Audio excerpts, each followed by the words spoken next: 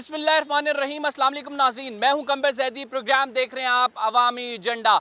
नाज़रीन, मुल्क में गैर यकीनी की सी सूरत हाल है। सुप्रीम कोर्ट और पार्लियामेंट आमने सामने नज़र आ रहे हैं। आज चीफ जस्टिस ने इन चैम्बर समात की पंजाब में इलेक्शंस के फंड्स ना मिलने के हवाले से उसमें एक हुक्मनामा जारी किया गया। इसके बाद पार्लियामेंट का एक हंगामी इजलास बुला लिया गया। पार्लियामेंट का ये इजलास सुप्रीम कोर्ट के ऑर्डर्स को देखते हुए बुलाया गया। सुप्रीम कोर्ट ने गवर्नर स्टेट बैंक को डायरेक्ट किया कि 21 अरब रुपए का फंड्स बराह रास्त इलेक्शन कमीशन को दिया जाए ताकि पंजाब में इलेक्शन का इनेकाद हो सके। क्या गवर्नर स्टेट बैंक ये फंड रिलीज करेंगे? अगर नहीं करेंगे, क्या उन पर तौहीन अदालत आएगी? क्या वजीर आजम ने अपने आप को तौहीन अदालत से सिक्योर कर लिया है? क्योंकि अटॉर्नी जनरल से जो हमने गुफ्तगू की, उन्होंने कहा कि मैं कामयाब हो गया अपने क्लाइंट को बचाने के लिए। और साथ में हम आपको ये भी बताएंगे इस प्रोग्राम में कि सुप्रीम कोर्ट के बाहर तहरीक इंसाफ के वकला रोज़ एहतजाज करते हैं और चीफ जस्टिस से इजहार यकजहती करते हैं।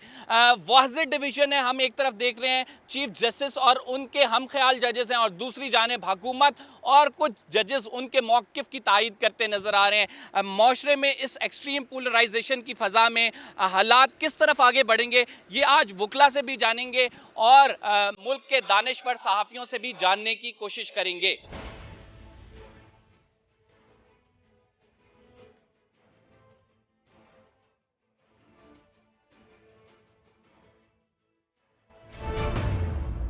नाज़रीन, अली मोहम्मद ख़ान साहब हमारे साथ मौजूद हैं, पीटीआई के सीनियर रहनुमा।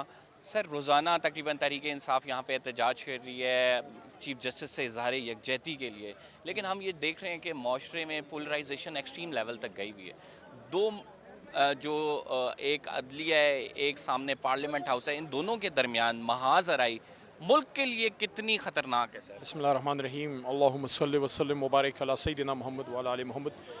मैं समझता हूँ कि महाजराई नहीं होनी चाहिए और पार्लियामेंट तो एक ऐसा इदारा है जो 22 करोड़ आवाम के ख्वाबों का मस्कन है और वहाँ वो लोग आते हैं जो आवाम से वोट लेके आते हैं। उनको वो काम करना चाहिए जो आवाम के मफाद में हो और जो आवाम का हक हो वो तो उनको देना चाहिए ना।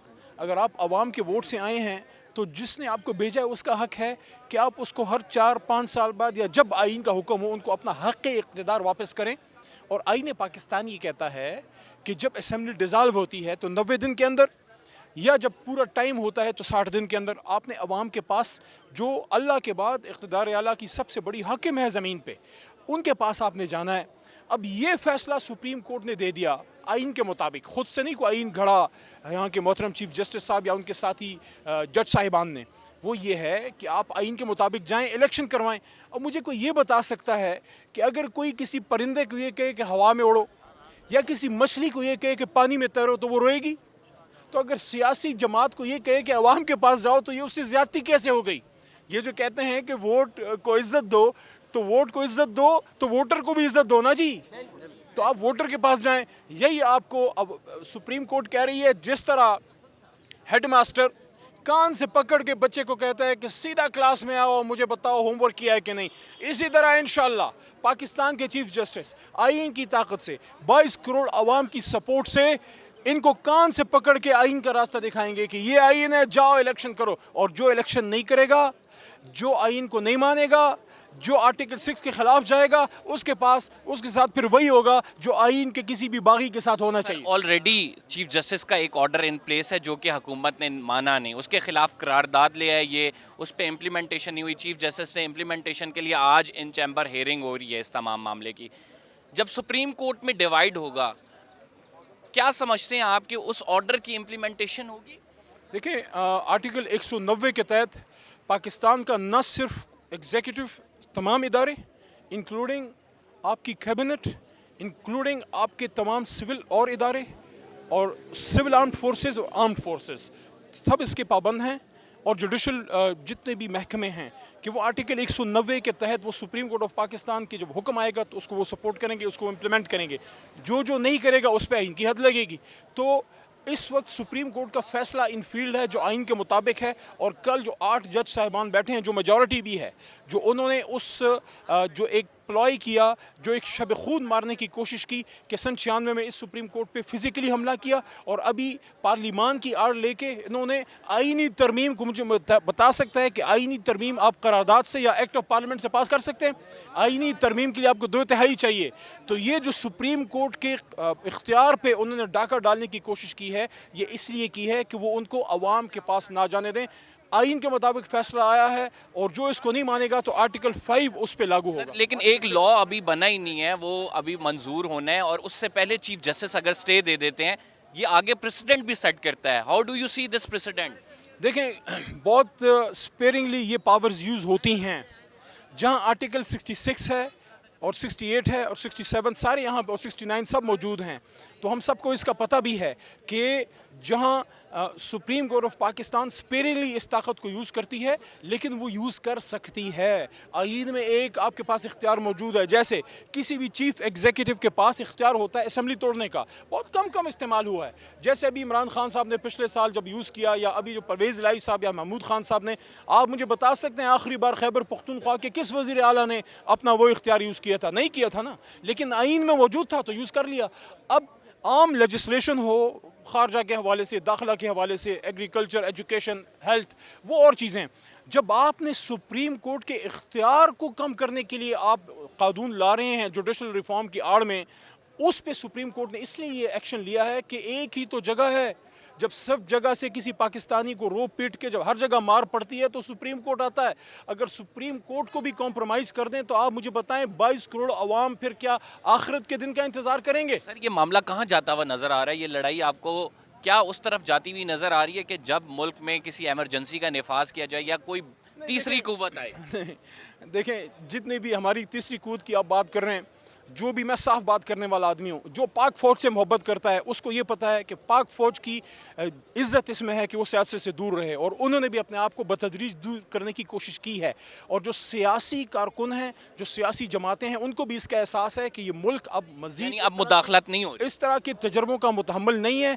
मेरे ख्याल में बेटर सेंस विल प्रिवेल, और हर जगह कुछ जहन वाले लोग मौजूद होते हैं। मेरे ख्याल में बेटर सेंस विल प्रिवेल, और ये लोग इसका एहसास करेंगे कि जिस अवाम ने उनको भेजा है उनके पास जाने से डरना नहीं चाहिए। सर, मुदाखलत नहीं हो रही, यानी अब आप समझ रहे हैं? मेरा नहीं ख्याल कोई ऐसा कोई चांस है पाकिस्तान के साथ, क्योंकि ये पाकिस्तान से ज्यादती होगी, आइन से ज्यादती होगी, हमारी आर्म्ड फोर्सेस से ज्यादती लेकिन होगी। सर, आपके लीडर तो कह रहे हैं कि जनरल बाजवा के जाने के बाद से कुछ भी तब्दील नहीं हुआ है, अब उसी तरह हमारे कारकुनों को उठाया जा रहा है। आप कह रहे हैं कुछ भी नहीं हो रहा।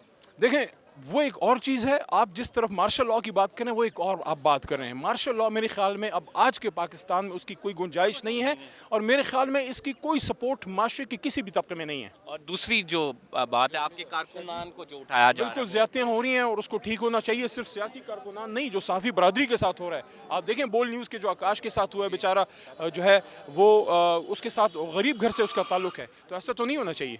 अगर मैं आपको थोड़ा सा बता सकूं कि सुप्रीम कोर्ट के बाहर इस टाइम क्या माहौल है, हम रोज़ चार्ज एटमॉस्फेयर देखते हैं, वो कभी सियासी हमें जो है कारकुनान नज़र आते हैं वो एहतजाज करते हुए, और कभी वकला नज़र आते हैं। I am standing right in front of supreme court of Pakistan, and you can see कि आप यहाँ पे देख सकते हैं कि वकला की तादाद, बड़ी तादाद मौजूद है, जिन्होंने स्लोगन्स उठाए हुए हैं, आइन बचाओ, मुल्क बचाओ, इलेक्शन कराओ, मुल्क बचाओ। और ये बेसिकली ऑब्वियसली वो वाले स्लोगन्स हैं जो कि तहरीक इंसाफ की जानिब से लगाए जा रहे हैं। अली मोहम्मद ख़ान भी इनमें मौजूद हैं। अली मोहम्मद ख़ान साहब से भी बात करेंगे, और हमारी कोशिश है कि ये जो तमाम मामला है इसको हाईलाइट करें, बिकॉज तहरीक इंसाफ की जानिब से रोज़ चीफ जस्टिस से इज़हार यकजहती के लिए ये तमाम वकला जमा होते हैं, और ये वकला जमा होकर अपनी आवाज़ बुलंद करते हैं। इतनी ज़्यादा पोलराइजेशन है कि हमें बार्स जो हैं वो मुख्तलिफ मौक़िफ़ इख्तियार करती नज़र आ रही हैं। कोई बार कौंसिल कहती है कि किसी स्पेसिफिक जज के ख़िलाफ़ रेफरेंस आना चाहिए, उसके ख़िलाफ़ शिकायत डालती है, तो कोई बार जो है चीफ जस्टिस के ग्रुप को सपोर्ट करती नज़र आती है। ये जो पोलराइजेशन है जितनी एक्सट्रीम होती जाएगी माशरे के लिए उतनी ख़तरनाक है। हम यहाँ पे मौजूद लॉयर से बात करेंगे, उनसे नुक्ता नज़र जानने की कोशिश करेंगे कि अगर इस तरह से मामलात चलते रहे तो ये माशरा किस तरफ जाएगा। ये बताएं कि आप यहाँ पे किस लिए जमा हुए हैं? हम यहाँ पे मुल्क बचाने के लिए आए हैं, आइन को बचाने के लिए आए हैं। जिस तरह से ये गवर्नमेंट कर रही है, जो खिलवाड़ कर रही है आइन और कानून के साथ, हम उसको बचाने के लिए यहाँ पे इकट्ठे हुए हैं। अस्सलाम वालेकुम। जी वालेकुम सलाम। एहतजाज का मकसद क्या है? देखिए, एहतजाज का मकसद एक तो हम अपने यहाँ पर आए हैं कि हमारा कॉन्स्टिट्यूशन के साथ खड़े हुए हैं। हम कॉन्स्टिट्यूशन के लिए आए हैं, कॉन्स्टिट्यूशन को ये मैसेज देने के लिए आए हैं हमारे चीफ जस्टिस साहब को कि हम जो भी वो फैसला करेंगे इंशाल्लाह हमें उम्मीद है और हमें इसकी पूरी तसल्ली है कि वो जो भी फैसला करेंगे वो कॉन्स्टिट्यूशन के हिसाब और आइन के हिसाब से करेंगे। आज जो लोग यहाँ पर आए हैं और स्पेशली वकला जो देखें, इसमें पार्टी के नहीं है, ये वकला है, ये वकील आए हैं यहाँ पर, और ये इसलिए आए हैं कि देखें एज ए पाकिस्तानी एक मुसलमान की हैसियत से हमारे लिए सबसे जो एक इम्पॉर्टेंट किताब है वो सबसे पहले कुरान शरीफ है, लेकिन उसके बाद अगर कोई किताब हमारे लिए मोतबर है वो हमारी कॉन्स्टिट्यूशन है, और उसकी अगर कोई भी एब्रोगेशन या वायलेशन होती है तो आर्टिकल 6 लगता है। आप सोचिए जब से ये पीडीएम हुकूमत आई है हर रोज़ ये लोग कोई ना कोई कॉन्स्टिट्यूशन की जो है ना वायलेशंस कर रहे हैं। आज हम लोग खड़े इसलिए हैं कि हम लोग कानून की आइन की पासदारी चाहते हैं। हम चाहते हैं कि आइनों की पासदारी और आइन कॉन्स्टिट्यूशन जो है वो इम्प्लीमेंट हो।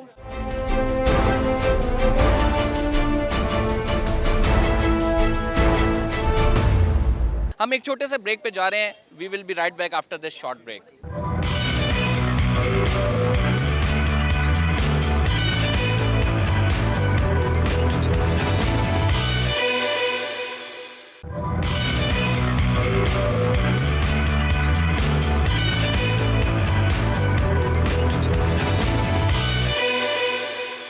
वेलकम बैक नाज़रीन, और आपको पता है कि हम प्रोग्राम में बात कर रहे हैं अदलिया और पार्लियामेंट के दरमियान जो एक महाज आराई की सूरत हाल है। हमारे साथ आज़म सवाती साहब मौजूद हैं, सीनियर रहनुमा पाकिस्तान तहरीक इंसाफ। आज़म सवाती साहब, आप मुझे ये बताएं कि राइट नाउ जो सूरत हाल बनी हुई है, आज चीफ जस्टिस ऑफ पाकिस्तान एक केस की समाअत भी कर रहे हैं, क्या समझते हैं आप? हुकूमत पर तौहीने अदालत लगेगी, आर्टिकल 6 लगेगा, क्या लगेगा?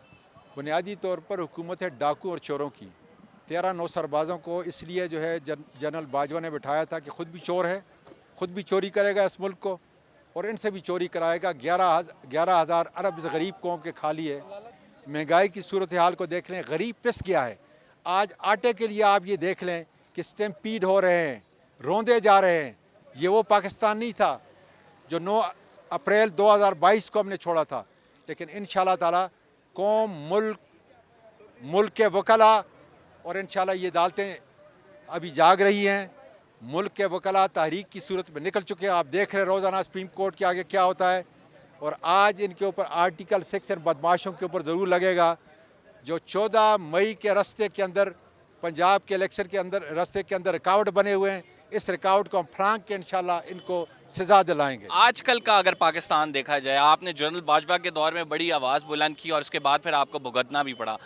आजकल के पाकिस्तान में आप समझ रहे हैं वही तमाम चीज़ें हो रही हैं या चेंज हो गया है? समझता हूँ कि उससे भी ज़्यादा ये सारे जो हैं, ये सारे अपने इस मुल्क को लूट करके ये जा रहे हैं।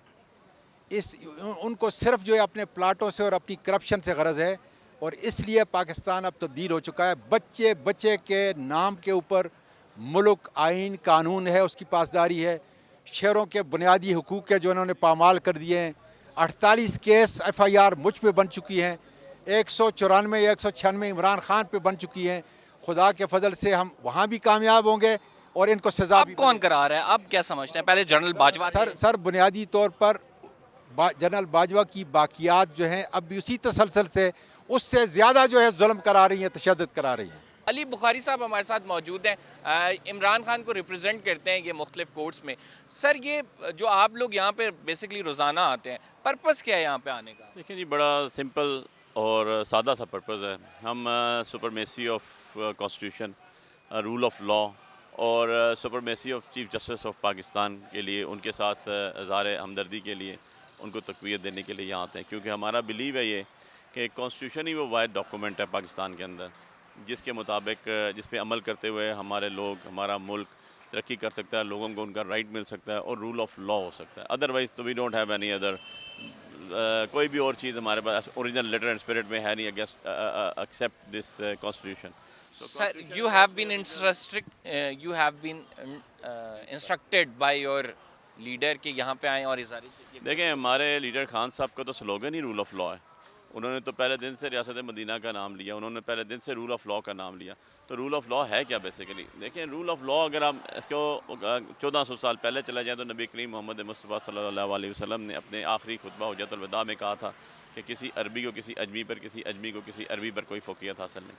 और आपके पास बेतहाशा मिसालें हैं ऐसे कि अगर चोरी के इल्ज़ाम में कोई बड़े कबीले की कोई औरत आती तो आप कहते थे अगर इसकी जगह मेरी बेटी भी होती तो उसके साथ भी वही सलूक होता। This is rule of law, this is the ये मैकेनिज्म। जो माशरे में एक पोलराइजेशन की फ़ज़ा है, इसको कम करने के लिए क्या करना चाहिए? तो बिल्कुल महाजर आएगी सूरत हाल। देखें, कम करने के लिए रूल ऑफ लॉ ही होगा तो कम हो सकती है, अदरवाइज तो माइट एंड राइट है, जिसका लाठी उसकी भैंस। आप नहीं समझते कि चीफ जस्टिस अपनी मर्जी के बेंच बनाया तब भी माइट इज राइट है, जो कि ओपोजिशन कह रही है, हुकूमत भी कह रही है? देखें, बात यह है कि अपोजिशन कह रही है या हुकूमत कह रही है या हम कह रहे हैं, ये बात मैटर नहीं करता। मैटर ये करता है कि भाईजान जो लॉ के मुताबिक काम कर रहे हैं, क्या चीफ जस्टिस ऑफ पाकिस्तान के पास इख्तियार नहीं है बेंच बनाने का? क्या आज से पहले जब से सुप्रीम कोर्ट ऑफ पाकिस्तान बनी 1973 के आइन से मैं ले लेता हूँ आपको, क्या उनके पास रूल्स बनाने के इख्तियारात आर्टिकल 191 के तहत नहीं है? अगर उनके पास हैं तो आप करारदाद ला के सुपर सीड तो नहीं कर सकते ना, आप समर शॉट तो नहीं ले सकते, आप सुपर सीड नहीं एक कर लॉ सकते। जो कि बना ही नहीं है उसको चीफ जस्टिस अगर उस पर स्टे दे दे। इसके ऊपर पहले भी एक एग्जांपल है, आपको याद हो 1997 की, मैं उसको कोड भी कर दूंगा आपको, कि जो इसी से रिलेटेड है, जिसके अंदर कंटेम्प्ट ऑफ कोड 1976 के ऊपर एक इशू बना था और उसको लेकर आए थे, वो दैट इज़ ऑल्सो प्रेसिडेंट है। लेकिन कोई चीज़ भी जब आपका ऐसा एक करारदाद आ गई जो कॉन्ट्रेरी टू लॉ होगी, जो कॉन्ट्रेरी टू कॉन्स्टिट्यूशन होगी, तो ये तो कॉन्स्टिट्यूशन अगर उसके ऊपर इंटरप्रिटेशन या उसके बर वक्त सुप्रीम कोर्ट नहीं रोकेगी तो कौन रोकेगा? आप क्या देख रहे हैं कि जिस तरह से जस्टिस इफ्तिखार चौधरी के दौर में एक मूवमेंट चली थी, चीफ जस्टिस उमर अता बंदयाल के दौर में भी ऐसी मूवमेंट चल सकती है? बिल्कुल जी, चल पड़ी है। आप चल उसके पीछे तो और से बहुत से मुहर्रिकात थे, जो इफ्तिखार चौधरी साहब की तहरीक थी, हम भी उसका हिस्सा थे।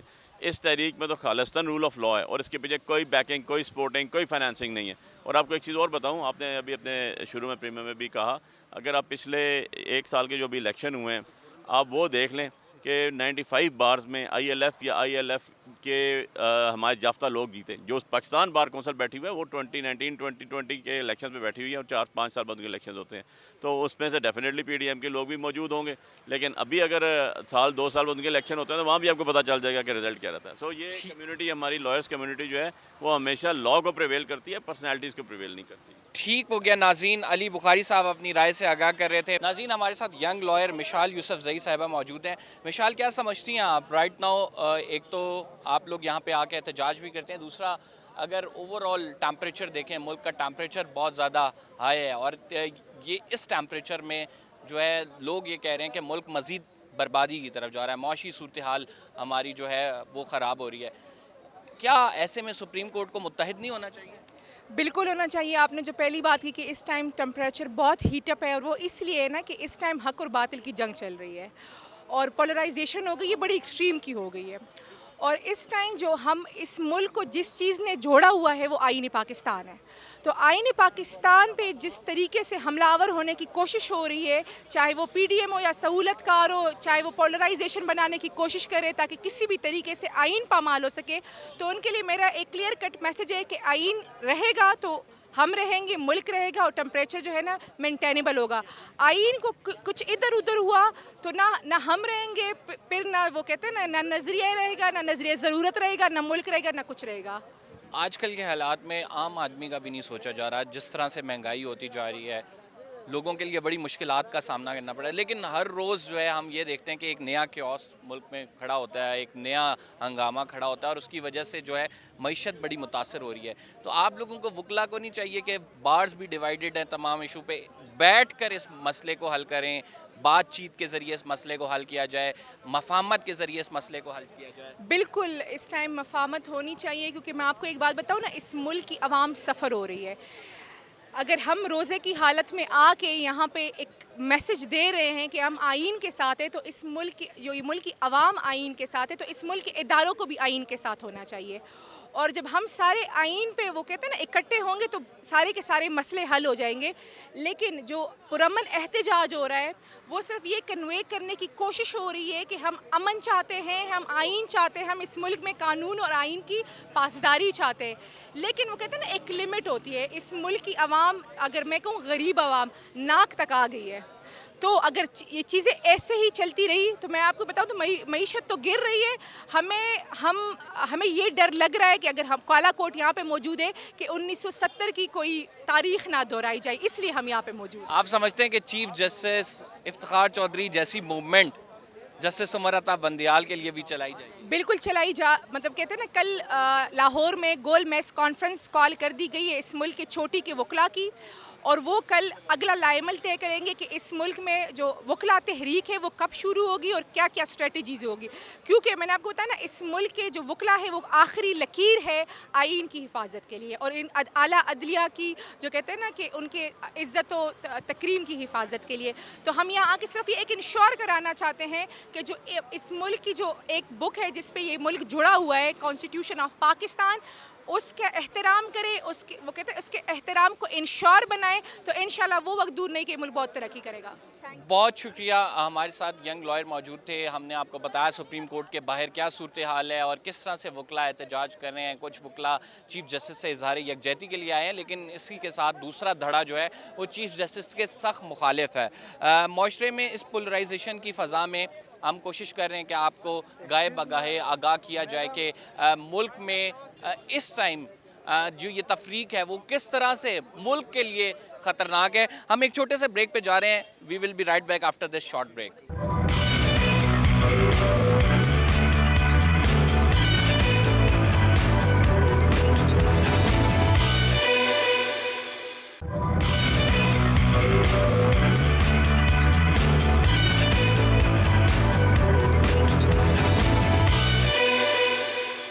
वेलकम बैक नाज़रीन। और सुप्रीम कोर्ट में क्या सूरत हाल है, पार्लियामेंट के साथ जो महाज़र आई है ये कहाँ तक जाएगी, ये जंग कब ख़त्म होगी, कितनी तो लानी है जंग, ये जानने के लिए हमारे साथ मौजूद है राना मुबशिर साहब, सीनियर एंकर पर्सन है, सहाफ़ी हैं। राना साहब, आप क्या देखते हैं ये लड़ाई जो अब शुरू हो चुकी है और जो कि बड़ी शिद्दत इख्तियार कर चुकी है, ये कहाँ जाती नज़र आ रही है?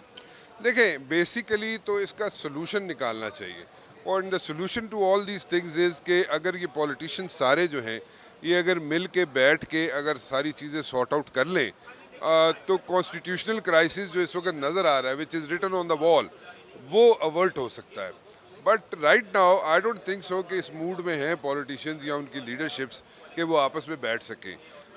अगर नहीं बैठेंगे तो ये क्राइसिस जो है, जो पहले हमने देखा पॉलिटिकल क्राइसिस था, उसके साथ साथ जनाब इकोनॉमिक क्राइसिस चल रहा था, and which led to the constitutional crisis as well. So अगर नहीं बैठेंगे, नहीं मिल के बैठ के बात करेंगे, तो in the days to come it's going to be a situation, and that situation can lead to anything. और अगर किसी भी तरफ जा सकती है वो सिचुएशन, और अगर वो किसी भी तरफ चली गई तो फिर एक प्रॉब्लम होगी और सबके लिए प्रॉब्लम होगी, क्योंकि अभी जो है right now the people and the masses are suffering, और ये मासेस सफ़र करते रहेंगे अगर इसका सोल्यूशन कोई नहीं निकालेंगे politicians. Sir, political instability, economic instability, no constitution instability आप देख रहे हैं, वो एक जो आइनी बहरान पैदा हुआ है।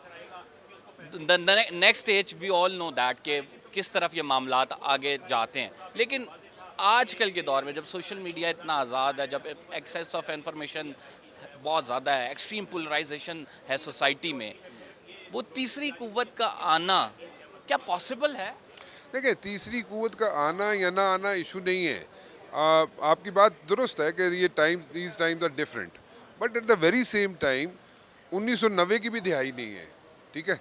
और जो पॉलिटिशियंस हैं, majority of them are very good people, very sensible people, and majority politicians बहुत अच्छी सोच रखते हैं, पॉजिटिव सोच रखते हैं। लेकिन अगर वो बैठ जाएंगे ना इस वक्त, क्योंकि टाइमिंग बड़ी इंपॉर्टेंट होती है पॉलिटिक्स में, and at this particular time अगर इफ दे सिट टुगेदर तो वो उसका हल निकल आएगा, और तीसरी कुव्वत को आने की कोई ज़रूरत नहीं पड़ेगी। और ना तीसरी कुव्वत, आपने दुरुस्त फरमाया, इस वक्त सोशल मीडिया है, everything is like different now, it's not like 1990s। लेकिन अगर वो इसको टाइमली इन सारी चीज़ों को मैनेज कर लें, और बैठने के अलावा तो हल कोई नहीं ना, डंडा सोटा तो नहीं हो सकता ना, डंडा सोटा तो पुरानी बातें होंगी। लेकिन अब बैठ जाना इनके अपने इनकी फेवर में जाएगा पॉलिटिशियंस की, और लोग भी जो इतबार उठता जा रहा है ना पॉलिटिशियंस से लोगों का, वो रिवाइव हो जाएगा।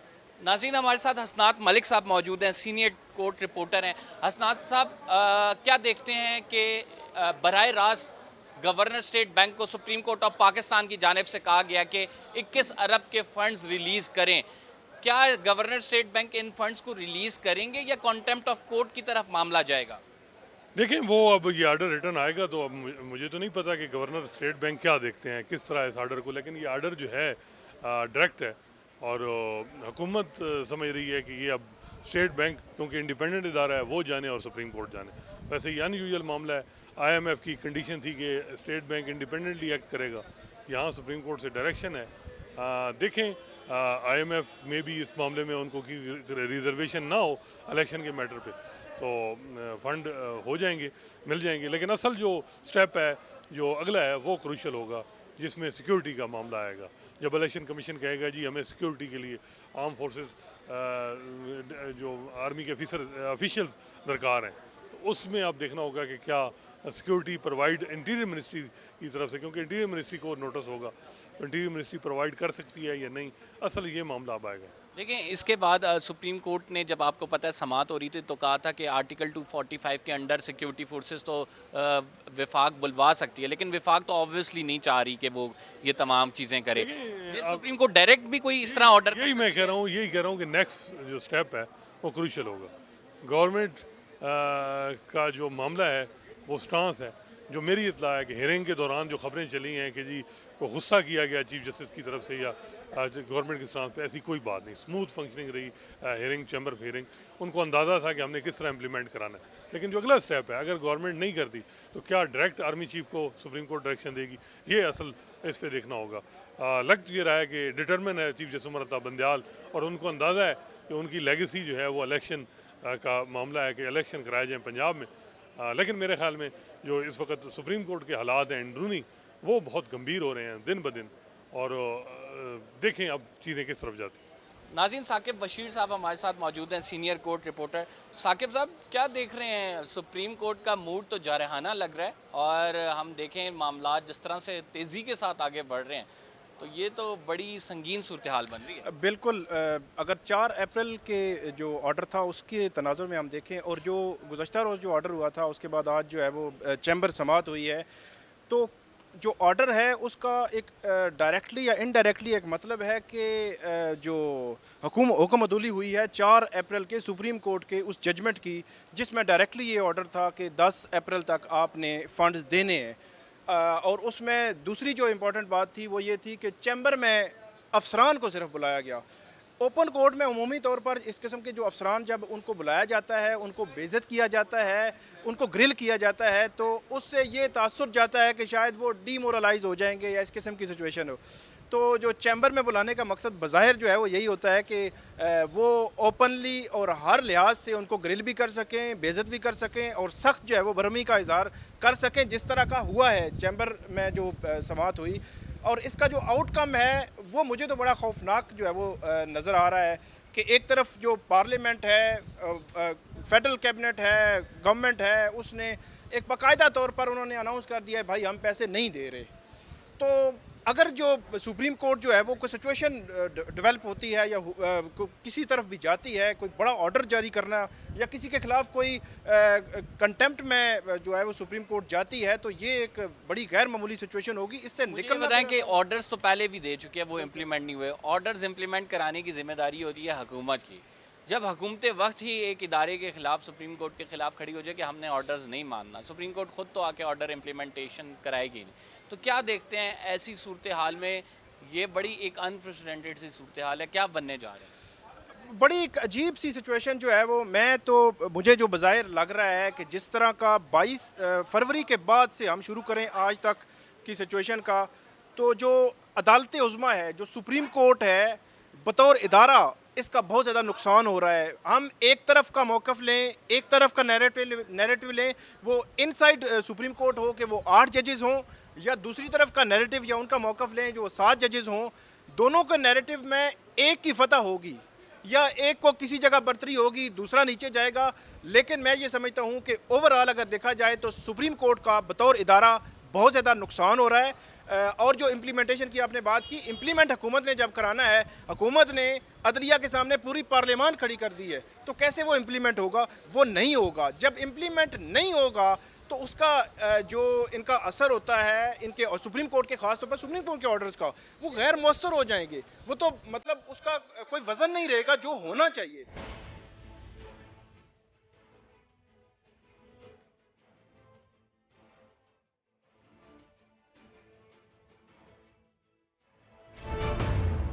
नाज़रीन, सुप्रीम कोर्ट ऑफ पाकिस्तान एक ऑर्डर जारी करती है और इस ऑर्डर की नफ़ी इसके साथ वाली बिल्डिंग यानी पार्लियामेंट से होती है।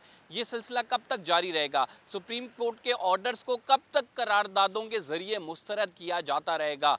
मामलात चाहे जिस तरह से भी आगे बढ़ें, लेकिन एक बात बड़ी वाज़ेह है कि इस तमाम मसाइल में, इस तमाम पेचीदगियों में नुकसान अवाम पाकिस्तान और इस मुल्क के इदारों का हो रहा है। तो लिहाजा तमाम स्टेक होल्डर्स को बैठ कर मुशावरत करनी चाहिए और इसका हल कोई तलाश करना चाहिए। फ़िलहाल के लिए कंबर ज़ैदी को इजाज़त दीजिए। इंशाअल्लाह अगले प्रोग्राम में आपसे मुलाकात होगी। अल्लाह हाफ़िज़।